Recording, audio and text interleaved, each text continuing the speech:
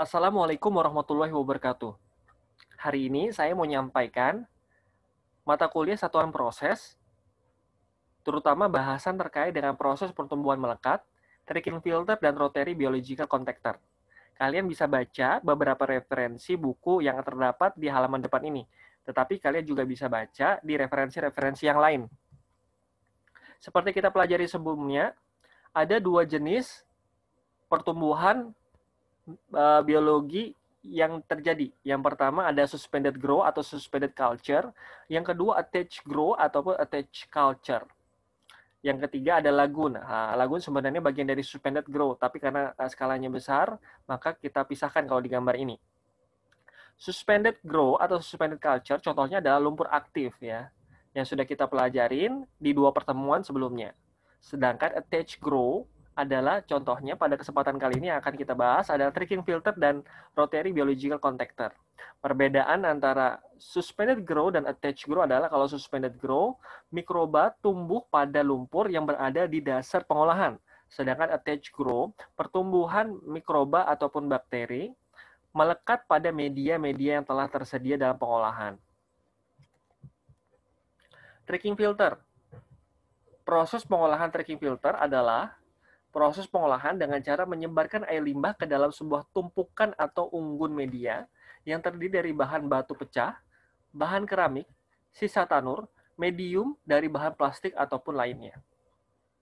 Jadi kalau kita melihat skemanya yang sebelah kanan, ketika air mengalir dari bagian bawah, alirannya adalah bottom up, naik ke atas, lalu rotating distribution arm-nya atau arm-nya mengalirkan air limbah secara merata ke atas packing media ataupun media yang kita telah disediakan.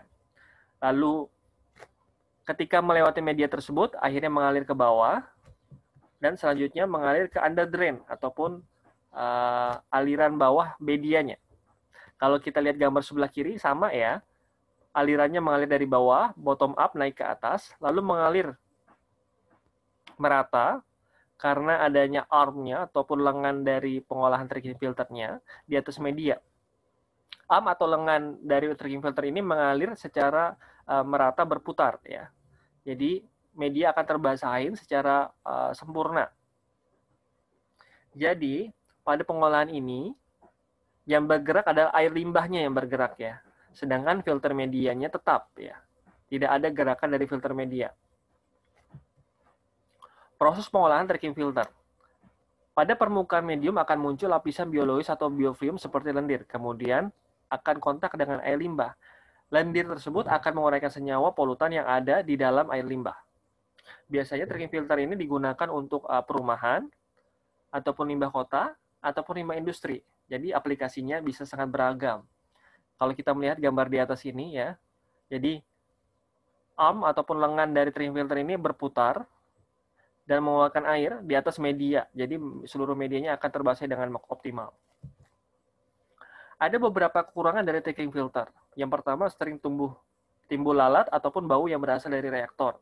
Yang kedua, sering terjadi pengelupasan lapisan biofilm dalam jumlah yang besar akibat perubahan beban hidrolik ataupun beban organik sehingga lapisan biofilm bagian dalam kurang oksigen dan suasana berubah menjadi asam. Jadi, timbul lalat ataupun bau. Yang kedua, lapisan biofilmnya mengelupas karena beban hidroliknya terlalu besar, debitnya terlalu besar. Solusinya dilakukan dengan cara menurunkan debit air limbah yang masuk ke dalam reaktor atau dengan cara melakukan aerasi di dalam bak ekualisasi untuk menaikkan konsentrasi oksigen terlarut. Ini adalah parameter-parameter yang biasanya digunakan untuk tracking filter. Ada tracking filter yang standar, ada yang high grade. High grade itu berarti debitnya besar ya. Makanya ketika high grade ataupun debitnya besar, maka harus ada penyesuaian-penyesuaian beberapa parameter.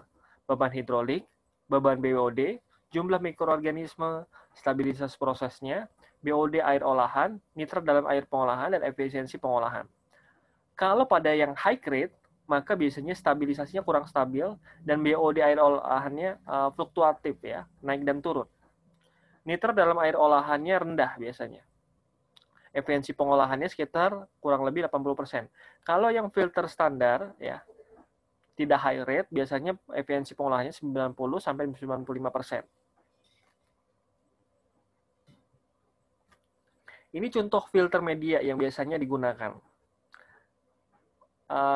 Dalam aplikasi di industri biasanya ada dua jenis, yaitu ada yang crush rock, ada yang plastik media.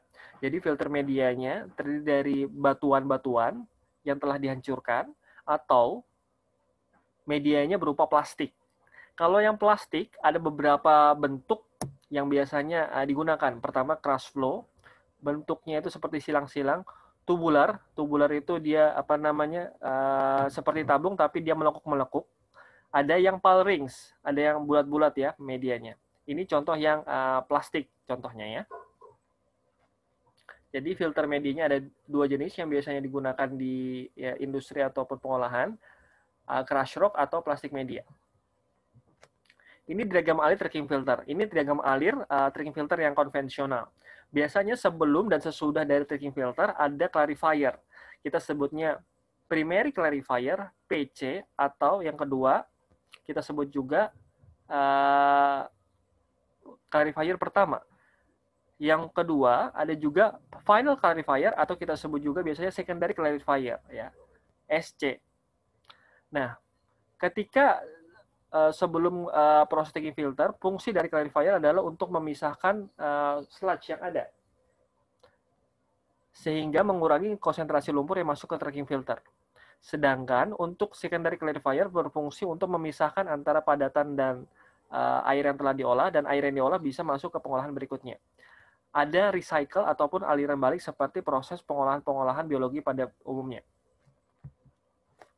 Ada yang single stage, tracking filter yang single stage, ada yang two stage.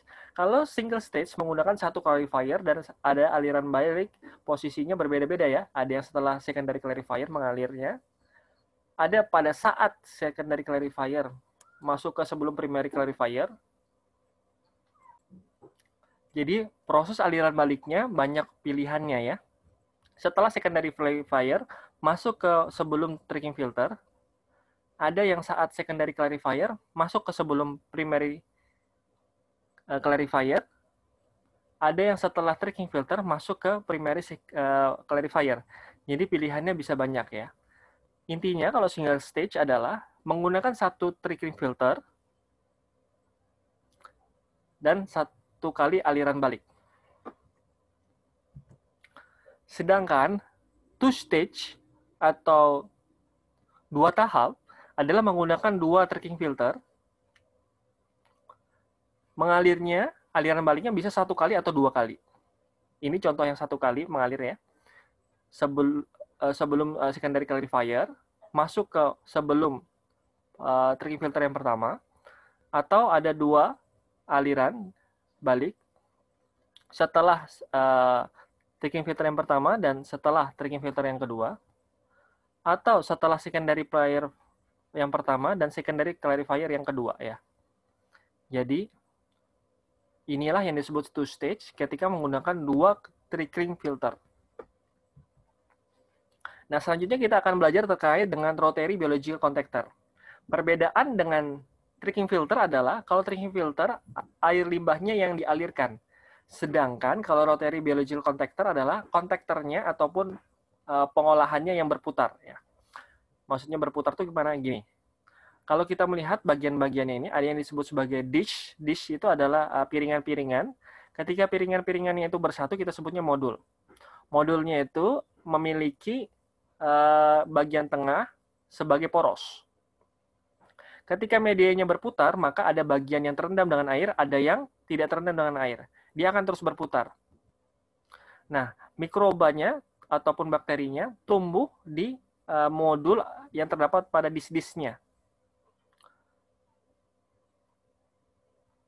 Setelah itu pengolahan terjadi ya, dengan mengkontakkan antara rotary kontaktornya, kontaktor yang berputarnya dengan air limbahnya. Ini beberapa penjelasan terkait dengan RBC, terkait dengan diameternya dish sekitar 2-4 meter, tebalnya 0,8 milimeter.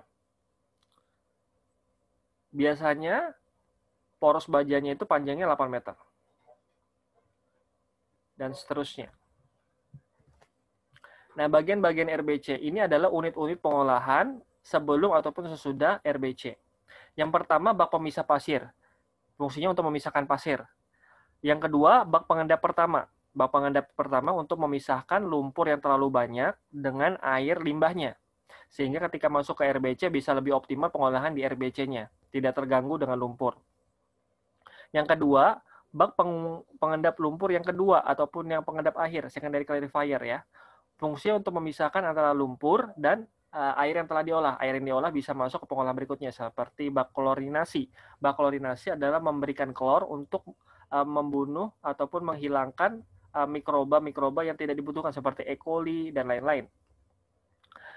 Hasil pengolahan pemisahan lumpurnya akan masuk ke bak pemekat lumpur atau pengolahan lumpur. Bak pemekat lumpur dan pengaring lumpur. Untuk mengatur debit yang masuk ke dalam bak pengolahan bak pengendap awal, maka ada namanya bak pengatur debit. Inilah skema pengolahan dari RBC. Keunggulan dan kelemahan RBC. Keunggulannya yang pertama pengoperasian alat serta perawatan mudah. Yang kedua konsumsi energi lebih rendah. Yang ketiga dapat dipasang beberapa tahap multi-stage. Jadi bisa juga kita pasang seperti tricking filter, beberapa RBC. Sehingga tahan terhadap fluktuasi beban pengolahan. Reaksi nitrifikasi lebih mudah terjadi, sehingga efisiensi penghilangan amonium lebih besar. Tidak terjadi bulking ataupun buds atau foam, seperti pada proses lumpur aktif. Jadi kalau pada RBC ini tidak terbentuk foam ataupun buih-buih yang terdapat di permukaan airnya. Kelemahan RBC, pengontrolan jumlah mikroorganisme sulit dilakukan. Yang kedua, sensitif terhadap perubahan temperatur. Yang ketiga, kadang-kadang konsentrasi BOD air olahan masih tinggi. Yang selanjutnya dapat menimbulkan pertumbuhan cacing rambut. Yang selanjutnya adalah kadang-kadang timbul bau yang kurang baik atau busuk ya. Terima kasih, demikian bisa saya sampaikan. Wassalamualaikum warahmatullahi wabarakatuh.